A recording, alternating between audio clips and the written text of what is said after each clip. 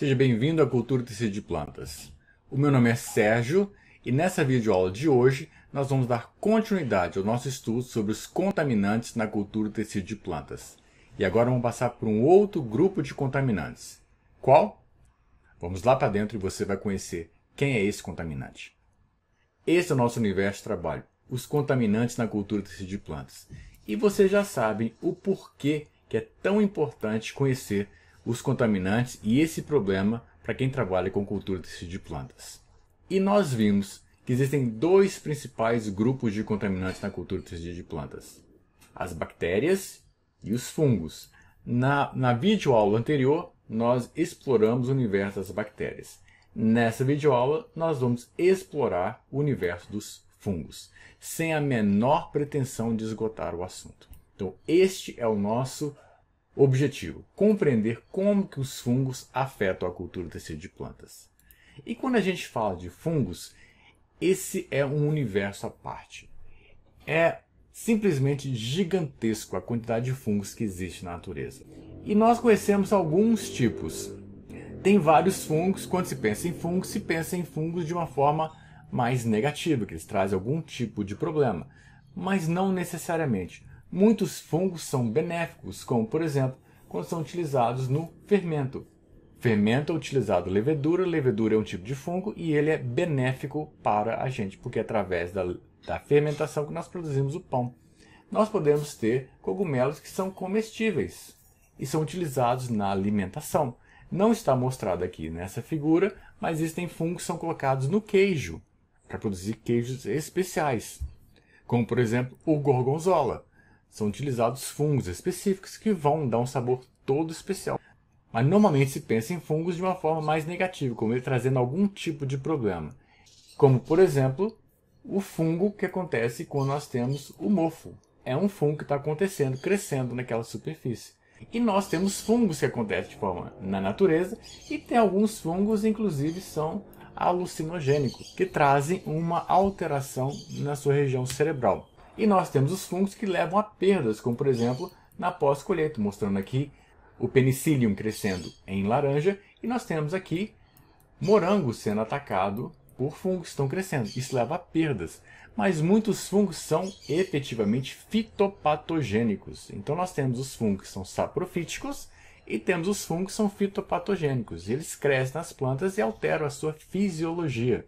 Isso traz problemas de produtividade e problemas bastante sérios. Então existe o fungo visto pelo lado positivo e fungo visto pelo lado negativo. Na cultura de tecidos, nós vamos focar no fungo com a visão mais negativa, como ele sendo problemático. Eu não posso ter fungos crescendo nas minhas plantas in vitro, porque eles levam problemas de contaminações. E qual que é o grande problema que os fungos trazem, além de afetar a fisiologia e a competitividade, porque eles crescem muito rápido? Um dos grandes problemas é que ele tem uma dispersão muito rápida, através de uma estrutura chamada de esporo. E aqui do lado direito tem uma pequena animação mostrando um esporo se desprendendo de uma hifa, como uma hifa mostrado aqui nessa parte de baixo. Esporo seria cada um desses pontinhos mostrado aqui.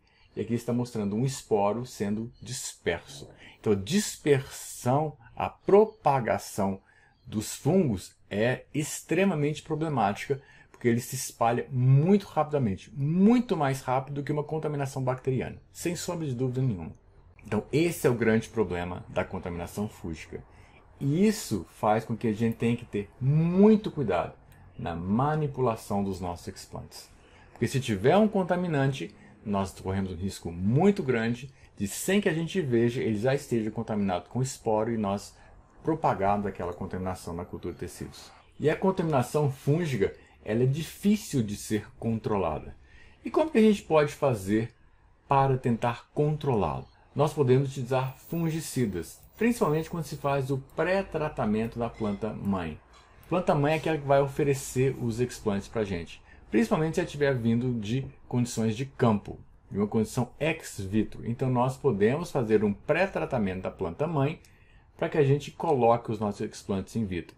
Além do pré-tratamento da planta-mãe, eu posso ter outras formas de utilizar o fungicida, como por exemplo o pré-tratamento dos explantes antes de inoculá-los em condições in vitro. Então eu tenho uma planta que eu acho que tem o risco dela ter contaminante, então eu faço um pré-tratamento dela. Em hipótese alguma, eu vou utilizar um explante que eu esteja visualmente percebendo que está contaminado. De forma alguma.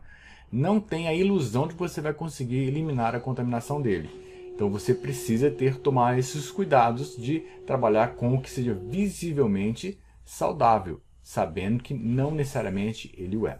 Mas o que você pode fazer quando você tem uma contaminação fúngica? Primeira coisa, você vai ter que fazer o descarte dos explantes contaminados, da mesma forma que você faria com os contaminados por bactérias. E você deve transferir os explantes não contaminados para um novo meio de cultura, com um cuidado redobrado. Por quê? Porque agora você está lidando com esporos. Imagine que você tem esporos que eles são facilmente propagados pelo vento e você está trabalhando dentro de uma câmara de fluxo laminar horizontal e que tem um vento vindo na sua direção. Então você tem que tomar muito cuidado na hora de manipular os seus frascos para que o vento não entre dentro dos seus frascos e espalhe esporos dentro do seu espaço de trabalho. Então você precisa ter muito mais cuidado quando você for manipular material contaminado com fungos. Fungos é um problema seríssimo. E nós vamos entender nas técnicas de asepsia algumas formas de você evitar que eles possam aparecer. Mas independente da fonte de contaminação, seja ela bacteriana ou seja ela fúngica, você vai ter que saber lidar com essas duas situações. E saber manipular, encontrar um caminho para que você possa minimizar os efeitos negativos caso, eventualmente, você venha a lidar com essa situação de ter contaminantes. Contaminantes na cultura de tecido de plantas não é uma exceção. Ela, na verdade, é uma regra e muito comum. O que nós fazemos é diminuir a possibilidade dos contaminantes acontecer, mas isso nós vamos ver nas aulas sobre asepsia.